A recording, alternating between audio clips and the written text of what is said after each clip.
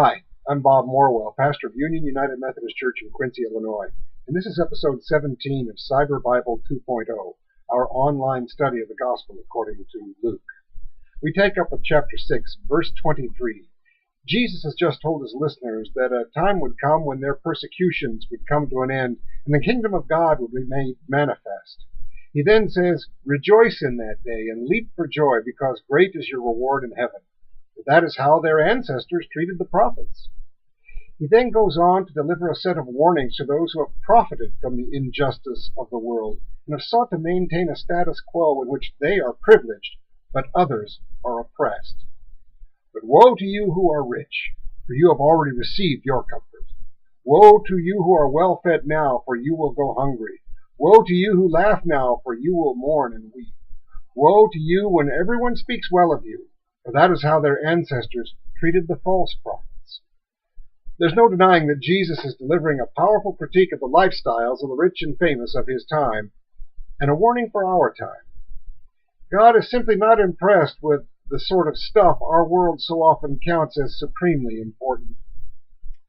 In our previous episode, I quoted from a letter by an epically snobbish English aristocrat who expressed unbridled contempt for John Wesley, the founder of Methodism, and his impertinent followers, who dared to suggest that even the most exalted members of the nobility were no better in God's eyes than the common wretches, as she called them, who made up the great bulk of the society over which she and a privileged few ruled with a massive sense of entitlement. The situation was similar in France at that time, only worse. While it's not actually true that the Queen of France, upon being told that her subjects were starving to death for lack of bread, airily replied, "Then let them eat cake." The fact that such a story was spread and considered believable by many shows how removed from the sufferings of their people the members of the French nobility were. The outrage and resentment this gross inequity caused would lead to a bloody revolution that would see the Queen and thousands of other aristocrats deposed and then decapitated as crowds cheered the falling of the guillotine blade. A great many church leaders also fell in that time because the Roman Catholic hierarchy had become somewhat intertwined with the aristocracy and become just as politically powerful and morally bankrupt. That's not to say that there weren't many priests who were good and humble servants of God and the people. But the larger power structure had lost credibility with many of the people precisely because it was primarily focused on power and the preservation of its privileges.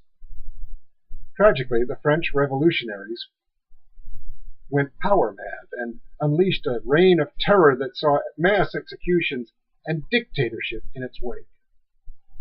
The Puritans under Oliver Cromwell had briefly overthrown the monarchy in England about a century earlier, but it had later been restored because people found the revolutionaries to be every bit as oppressive. Jesus warns that those who hold power and use it to repress others may enjoy privilege, wealth, and even popularity for a while.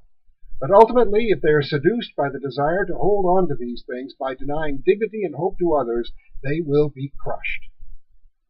In his time, it seemed that Rome, its ruthless emperors, its opportunistic lackeys like the Herods, would hold sway over the world forever. But today we are studying the words and deeds of a Jewish peasant rabbi whom these great powers thought they could obliterate as part of their efforts to maintain control. The Caesars and Herods are relative footnotes, their empires long gone. When the rich simply try to get richer and the poor and powerless are seen only as bothersome stepping stones, history has shown that time and time again there comes a moment when they are pulled down. Jesus is just telling it like it is. But then he goes on to offer an alternative. "But to you who are listening," he says, "I say, love your enemies, do good to those who hate you." Jesus does not call for payback. He does not revel in the thought of a revolution that simply seeks to raise the poor by destroying the rich and powerful. That tactic has failed time after time after time. Instead, he seeks to do something vastly more difficult.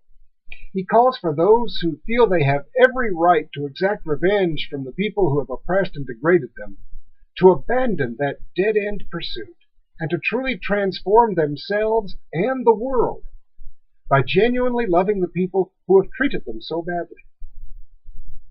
It's an astounding concept. It sets the so-called wisdom of the world on its head. It's beyond revolutionary, and it requires an epic level of vision, character, and courage. But it can, and it has, changed the world. When I was a child, African Americans barely qualified as second-class citizens. Public facilities were racially segregated, and not just in the Deep South, where the signs marking off colored and white facilities were often seen, but also in other places. The signs were not always there, but the demarcations were still present.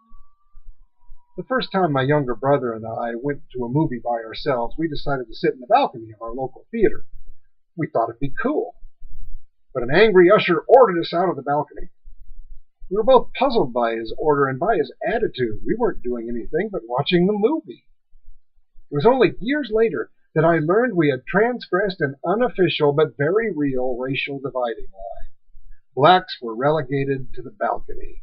Blonde-headed white kids didn't belong in that contaminated area. This happened in Illinois, not Alabama. The movement that changed America was symbolized by the Reverend Dr. Martin Luther King Jr., who took Jesus' call to love those who abuse you seriously. King knew that it didn't mean that you always did what your oppressors said. You didn't give in to their oppression, but you didn't respond to their abuse and even violence with hatred and retribution. All that ever did was give the oppressor an excuse to engage in greater violence and to continue the cycle of oppression. Meanwhile, it would harden your own heart and make you just as likely to become an oppressor down the road if you were able to seize power for yourself. Jesus called on his followers to see their enemies as people from whom they were not so different. They may have succumbed to the temptation to see their power and privileges as an entitlement to which they must selfishly cling, even if that involved disregarding the needs and hopes of others, but we could easily do the same thing in their place. Using that understanding, Dr. King and his followers pressed for justice without engaging in the kind of hatred, bigotry, or brutality that was so often employed against them. In so doing, they highlighted the moral and spiritual bankruptcy of segregation and upheld an alternative filled with dignity and hope. It was this profoundly revolutionary approach which transformed our nation. We went from needing an entire airborne division to help a handful of black children walk into a previously all-white school in Little Rock, Arkansas, to having a biracial president walk into the White House within the span of my lifetime. And contrary to what my kids think, I'm not really that old.